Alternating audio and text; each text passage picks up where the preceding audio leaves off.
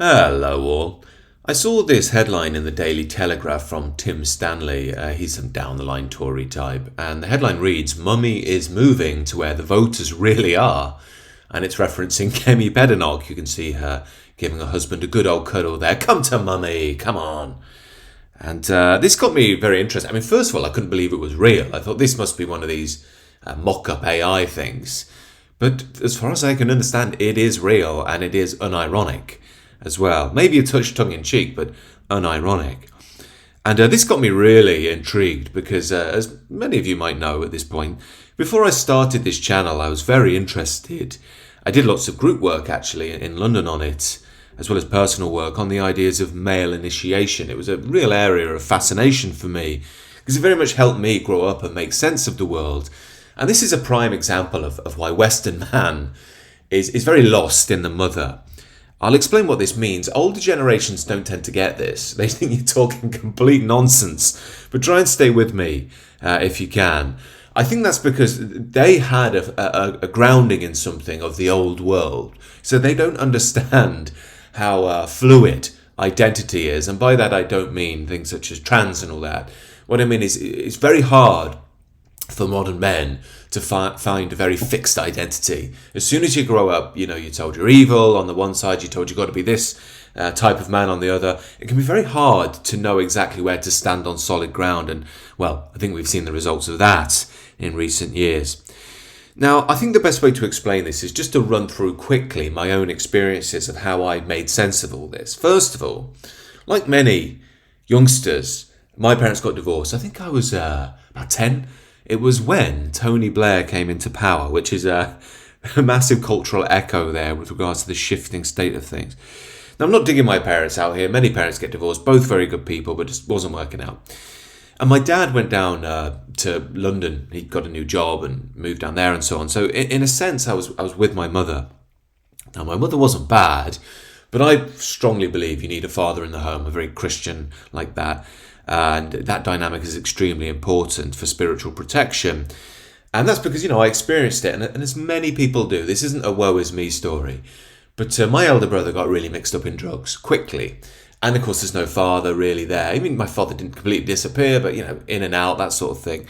So he got mixed up in drugs and just never came back. Just went in. One drug led to another and on it goes until he's in a coffin. So quite extreme. And myself too, dabbled here and there. But what I realised was that, as I've grown up, is that, when you don't have that structure of where to go, you really don't know when you're young and you can fall down trap doors. And one thing that happens, and there's a wonderful book called I and John, which I strongly recommend about male initiation. He states that when the young male is with the mother and not taken into the world of men by the father or the tribe, which of course never happens today, so this is basically all Western men, they very often take on the emotional instincts of the mother. Because when they're young, the mother is the person they love the most.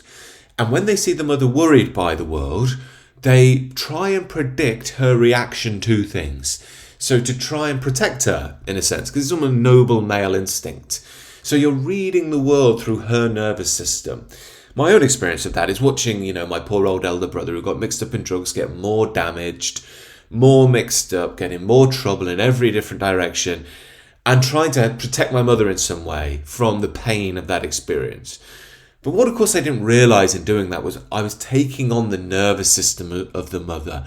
Very common story, very sad story for modern men, or males. I wasn't quite a man yet in this day and age. Of course, I didn't know any of this. And, of course, it's reaffirmed by the culture as a good thing because of the state we're in. And the only real male guidance I had was my local football team, which I stopped playing with at 16 anyway. But at least there were some men in there. Now, again, it was a highly degenerated form of masculine tribe, but it was at least something. But of course, the times were changing anyway, and I was getting very cool, getting into the libertines, listening to What a Waster, Nirvana, Where Did You Sleep Last Night, I remember I used to listen to a lot. And the point I'm making is I was moving away from that world, if that world could have helped me anyway, into university. Another very feminine environment, very left-wing, a lot of right-on types there. As I've said many times, leftism is spiritually feminine in many senses. Finished uni, tried to be a folk singer, again, kind of more feminine approach, critiquing the world, a bit more soft. Not all folk is like that, but the type I was embracing was more like that. Then I personally did an MA, cultural studies, critical theory, that sort of thing. Again, very feminine, critiquing the world. No masculine initiation there at all. And incidentally, it was in my experiences in the MA where I thought, look, this is just bonkers. This is pre-woke as well. I thought, this is nuts. And I thought it would end there. Little did I know it would take over the culture, but that's a video for another time. The point I'm making is, I just thought, look, I need to get in the world of work. That instinct, thankfully, thanks be to God, was in me to try and just do something which was challenging and would involve me having to evolve and grow. So I went down into the world of work and climbed the ladder, but I did not know how to deal with it. And this is what I don't think older generations understand about the younger generations.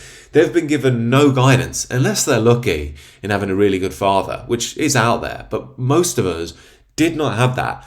So you go into the world of work and you just don't know how it works. You don't know about cutthroat people. You don't know people blackmail you, lie, the skullduggery, the people who are just out there purely for their own gain, who will lie to your face. You're so naive. And only when you work that out, you realize I still don't know how to deal with it. You need to build the capacities to deal with the psychopath types, to deal with bullies, to deal with people who are cruel. Now, of course, this was one element of what you have to learn, but the other side of it is women. Modern men have been completely lied to when it comes to women. Oh, just be a nice guy, faint heart never won fair dame and all this sort of nonsense. None of it is true. And if you approach modern women, or any women throughout any time, again, like they're your mother, and it's all sweetie Hollywood movie, you're going to get destroyed, and that happened to me as well. And I was way too giving to a certain woman who was very attractive, and I was sort of lost in her magnetic pull. And I couldn't work out why it wasn't working out. But I look back now and it all makes total sense. I was too weak. I was too much in a feminine energy. I was looking for scraps of approval, validation, that sort of thing, looking for a nice relationship, instead of stepping into my own body, my own masculine energy, and learning who I was. And to be blunt, living my own way, having my own mission, and it not mattering where she is, and being willing to lose her if need be. But I was locked, if you like, in that immature state, because I'd never been shown another way. Now, at this point, I was hitting the wall. I've spoken about this before, getting into my mid-20s and really quite lost, not knowing any way to go. Started leaning on the drink more, because I couldn't get that girl. Started with the hookup apps, different woman every Friday night, this sort of thing, looking for answers, thinking this is what you do to try and be someone. Said that John Lennon lyric before, you can wear a suit and look quite cute, but you can't hide when you're crippled inside. And that was very much me. But I didn't want to go to therapy because I tried it before. And again, it's just more feminine energy. Oh, poor you. Tell me about your brother again. Oh, the world has been so hard on you. And you know what? To be fair, there was a time where I actually needed that. I was very beaten up and very broken, as many people can be in modernity. And maybe I did need a bit of love. But I realised quite quickly that was went from a safety blanket to basically a suffocation blanket, if you will. I got completely trapped in this poor you thing. I thought, I don't want to go back to that. It was making me worse. So I thought, I'm not too sure about this nonsense. But I saw, this guy referencing this therapist he'd done some work with, who wasn't typical at all. I thought, I'll give him a go. And I went along, and this guy was a Glaswegian guy. Hard-talking, Glaswegian, working-class fella, been through some brutal experiences in life. And don't get me wrong, he did have a very tender and compassionate side to him, but he'd also tell you straight. And it was the first time in my life an actual man had told me some hard truths about life. Instead of being like, oh, poor you, endlessly. Don't get me wrong, he was sympathetic, and if I was going too far, he would help.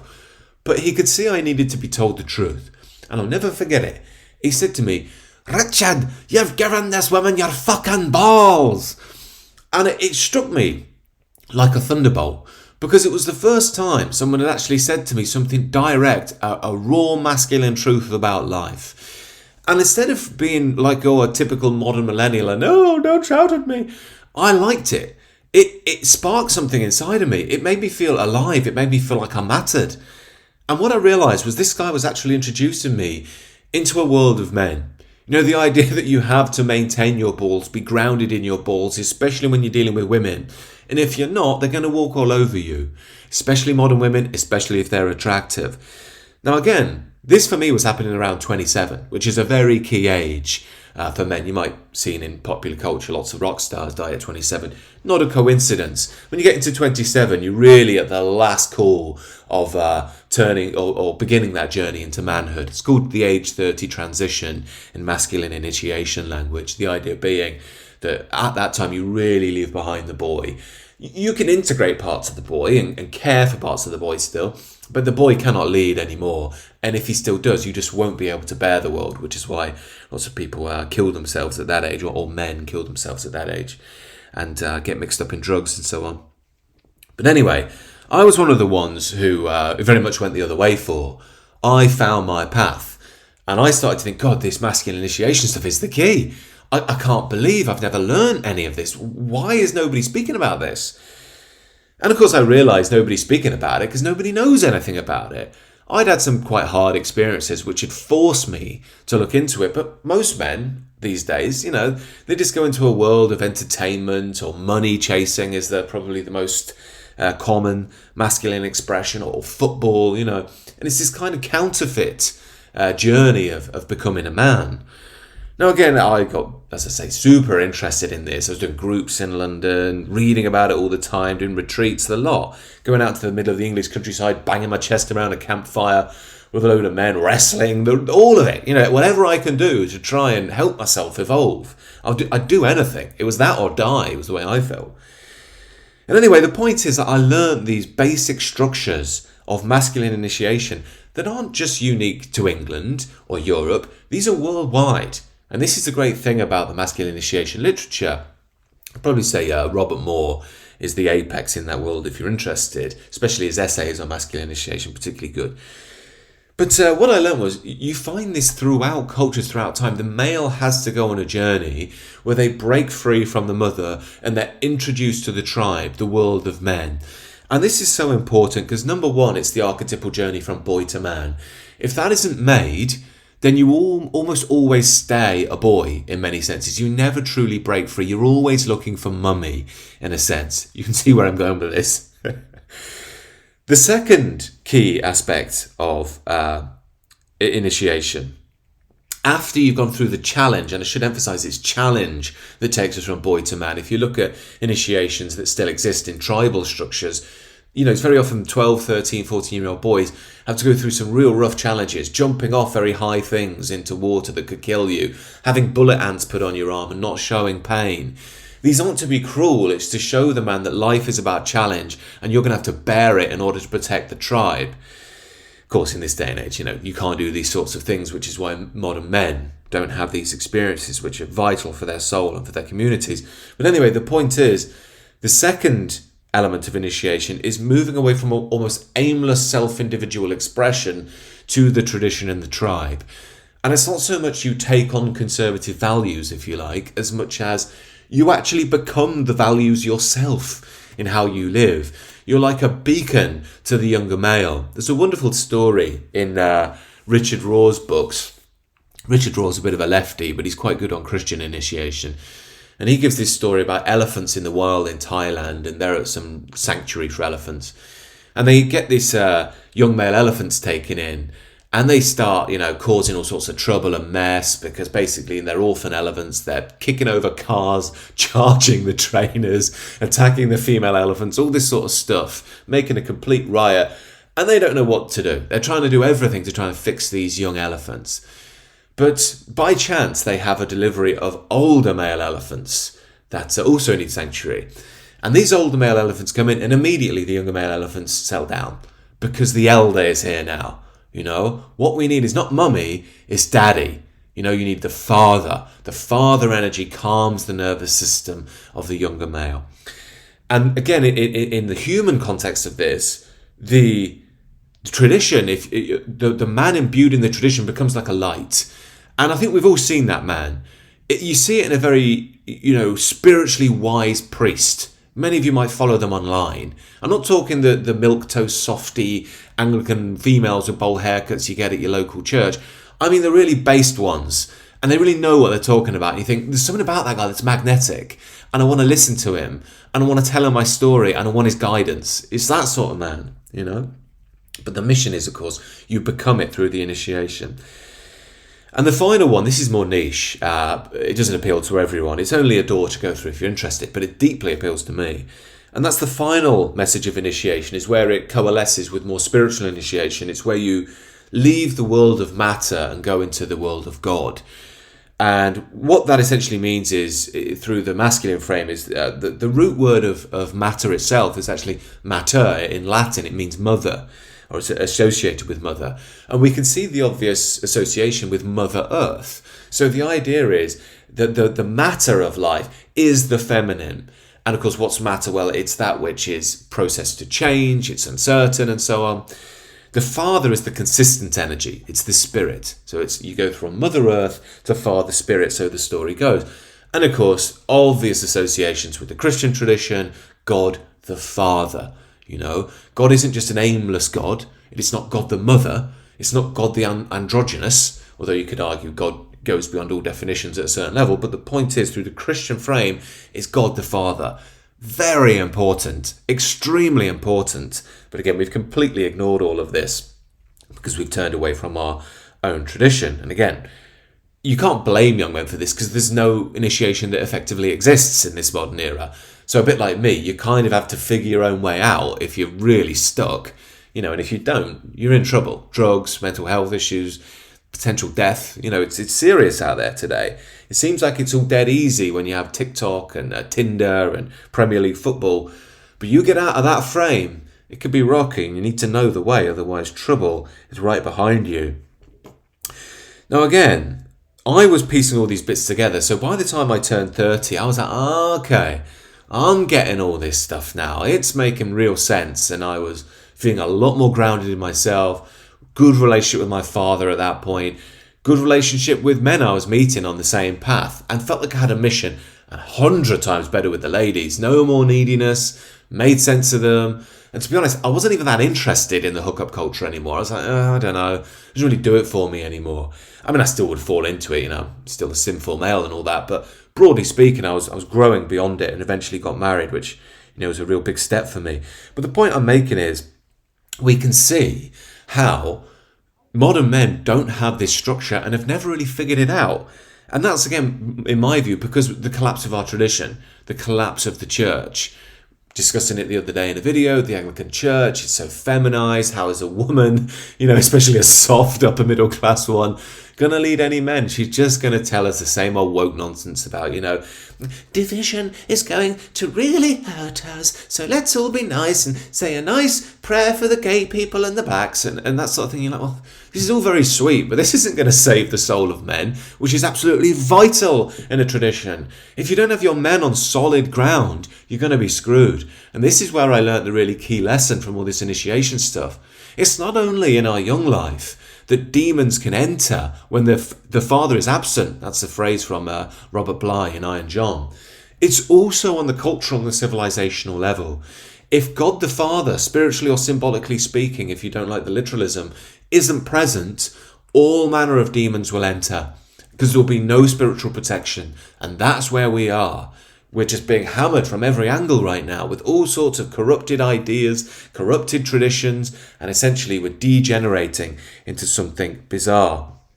Now, this is why, when we put it all together, we can see that modern man just doesn't know where to go. So he just chases money and has this very limited identity and, you know, football and beer and going out with the lads. And there's nothing wrong with that on the surface, but it's not enough to maintain a civilization. You need something real and raw. You need that father fire to maintain you.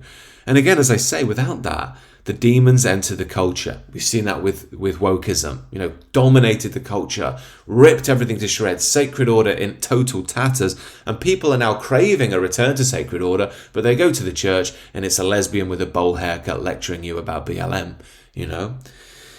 So again, the reality that I'm getting to here is, spiritually, symbolically, not everyone, but Western man has been emasculated, been castrated, roughly speaking.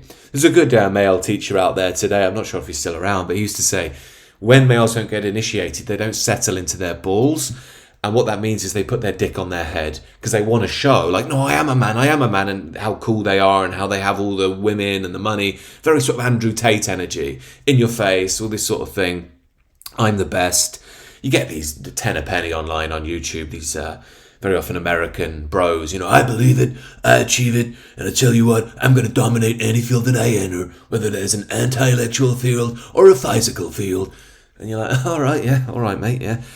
And look, to be fair to them, they're much better than the soppy socks, Tory boy, mummies coming back males. But you think, look, if I embrace this too much, I'm going to get a bit of a dickhead energy. I'm going to lose my sort of soul and the real fire of the spiritual journey. So it's a step up, but it's still somewhat not going to aid us in a true realization.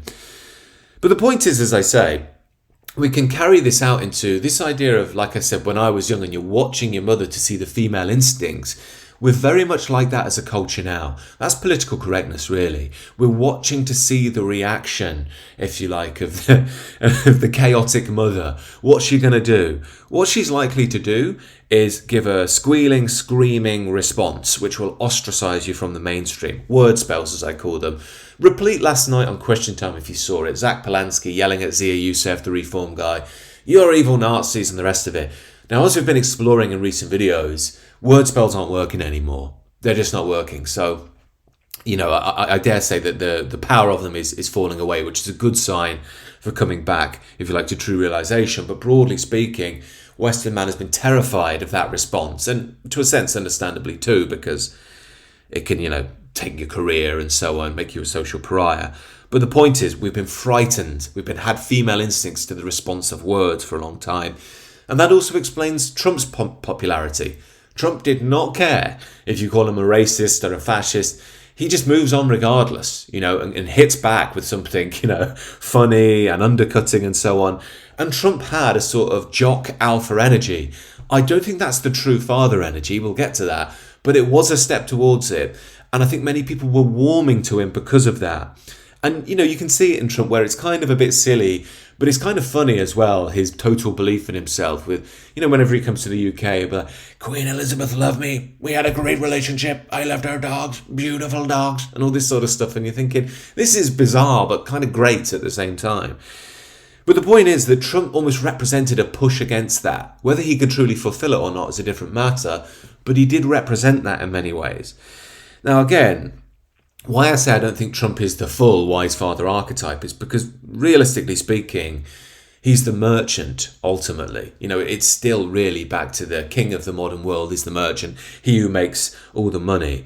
And I'm not saying merchants don't have any skills, but they are a degenerated version of the true initiated warrior and the true priest. They're the people that lead civilizations forward. Again, that's the sort of knight archetype I've spoken about before. Warrior, initiated, spiritually initiated as well. So you're noble. You can deal with the inner world. You can deal with the outer world. It's almost like the full man, if you will. Or even Christ, if you like, in the Christian tradition. But that, again, is a video for another time. Right now, we don't really have that path because we have no initiation. So the best thing we have is initiation into the market. I'm the best because I make all the money and all this sort of stuff. And to a sense, it's true. The market does reward, to an extent, talent.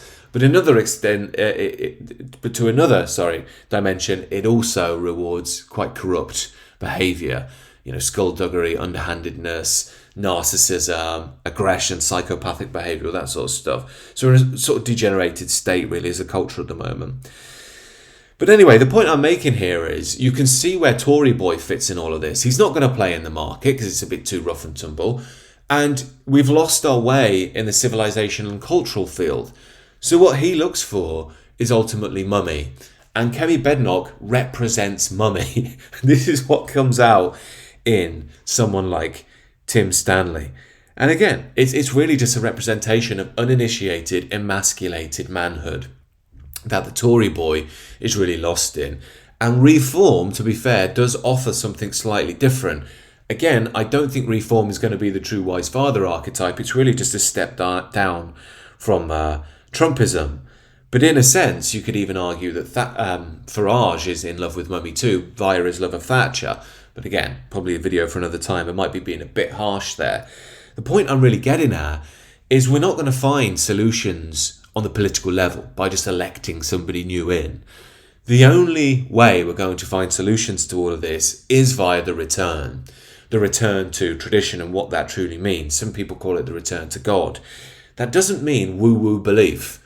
Oh, there's a man on a cloud over there. There is the esoteric path, but that's a very niche path that I'm interested in. And if you're interested in it, do join the sister channel. But most people won't be interested in that. But the esoteric path is essential for the priest because they need to be able to pass on the deep sacred order to the culture. The key for the average person is return to the traditional way, return to sacred order. We have a reawakened form of initiation for men to learn what the tribe is and become beacons for that tribe, to break free from the mother. Not in a hateful way, because you hate your mother, because you know that to grow into a man, you need to leave the world of women, and then you can come back to the tribe as a whole man. You can get married and you can lead the women then, rather than having to be led by them. When the male is being led by the woman, that's a classic traditionalist archetype of a degenerated state. And again, the point is to become sovereign within and without. To ultimately make the male a leader, if you will. That's what the return fundamentally means. It's not just woo-woo belief in nonsense as the new atheists would have you believe. So again, it's not going to be elections that save the day here. It's down to us. It's a return to culture, to tradition, to the deeper aspects of life that make us a tribe and a people. It's very much my mission. I do think this is going to become more and more key as we go further into modernity, which degenerates more and more because more and more material. Again, that's another reason why the Trump-Farage thing can be risky, because the market, again, it's one step better than soppy weakness, but it's still matter. It's back into the material, which again is the precursor to the degeneration we've already experienced. What we need to do is not go back, but actually forward into the fullness of the decline and reawaken the great central truths of tradition, which guide us through and show us the sacred order. That's the way now. And I do believe we are moving to that in this century. It's going to be rocky, but it is the way forward. Now, obviously, these are just my thoughts. Do let me know what you think down below. If you're interested in the spiritual and personal transformation, do consider checking out the sister channel, The Sacred Way.